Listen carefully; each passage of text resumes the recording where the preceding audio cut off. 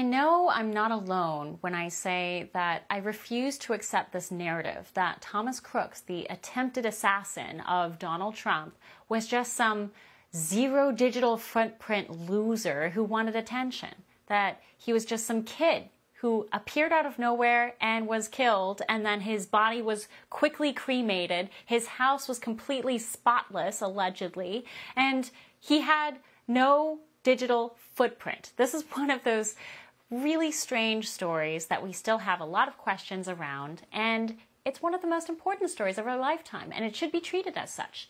It doesn't seem to be treated that way right now, but here on Fine Point, we are about to show you some updates, the newest master video synchronization of many eyewitness recordings. This video comes from the National Center for Audio and Visual Forensics. The video includes police body camera footage showing an officer pulling up to the rooftop where he saw the shooter aiming a rifle at Trump. Here, you're able to see the exact timing of this and other moments leading up to the first shot. Let's take a look. Look, they're all pointing. Where are they running to? Yeah, someone's on top of the roof. Look. There he is right there. Right there, see him? He's laying down, see him? Yeah. And you know, that's a little bit old, that chart. That chart's a couple of months old. And if you want to really see something, take a look what happened.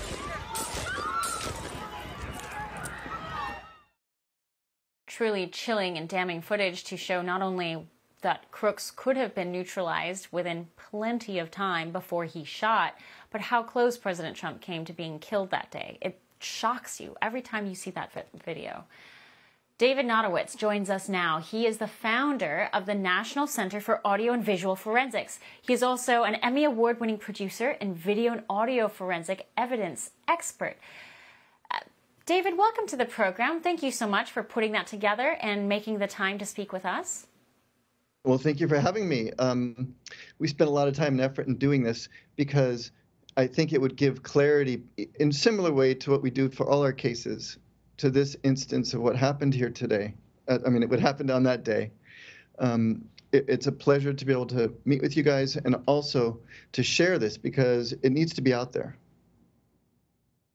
It does, and so much of the information that we are getting out of that day are not coming from official sources. We're not getting straight answers from even the lawmakers who are seeking them are not getting the straight answers from the officials who have those straight answers.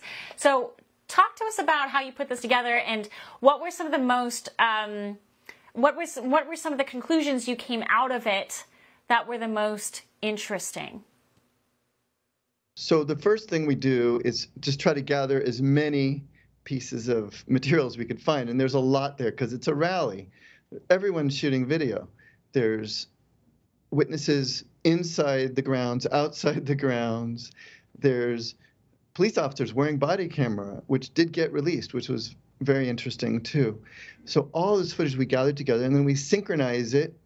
And we have an easy synchronization in a lot of ways because we have President Trump's speech. So we can synchronize everything pretty much to that. So it made it really nice and easy to do. But it's complicated because there's so many pieces, there's so much footage. So then we can backtrack everything, going backwards in time and figuring out how much time from the first shot going backwards did we have for the Secret Service to take Trump off the stage. You know, how much suspicious activity was seen by bystanders, by the police, by even, it looks like sharpshooters that are standing on the rooftops that see something. How long does it take to get a message to the Secret Service on the stage to get him off the stage, to jump on him? Like, it takes seconds, and yet there was minutes of time. There was minutes of time from the first suspicious activity. Well, there's a lot of chatter, and obviously there's a lot of confusion and a lot of misinformation around this event as well. But some of the things that continue to go unanswered are the number of shooters that were involved. At first, we heard from Secret Service that we had a Secret Service sniper take out the shooter, Thomas Crooks. On the other hand, you also hear conflicting reports that it was actually not a Secret Service sniper. It was a local law enforcement sniper. Talk to us about the forensics of the bullet sounds. Some people say that there were more than one shooter, that there was another shooter next to Crooks in a window. None of that has been confirmed. It's all speculation based on what people are hearing in these various videos. So I ask you as an expert who has synchronized these, what your thoughts are on those conspiracies.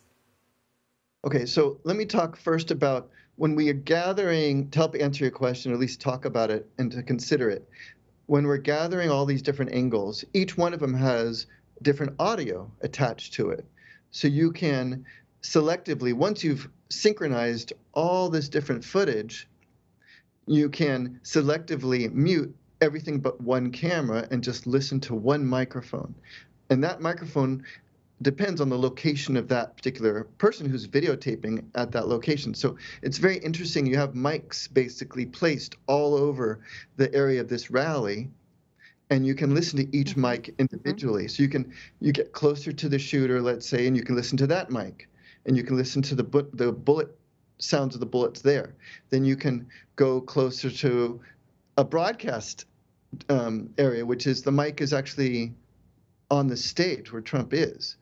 And so you can have, there's a lot of different locations for audio, and you can listen to each one individually and try to decipher how many shots do you hear that are unique, how many shots sound like they're coming from a different area, a different weapon. And once you hear that, you can go to other mics and listen to those. So it's really an interesting process. At first, I tried to watch some of the conspiracy theory videos and people analyzing bullets, and I think a number of them were wrong, but I hear 8 consistent shots from what I remember now, looking back on this, a month ago, to my work.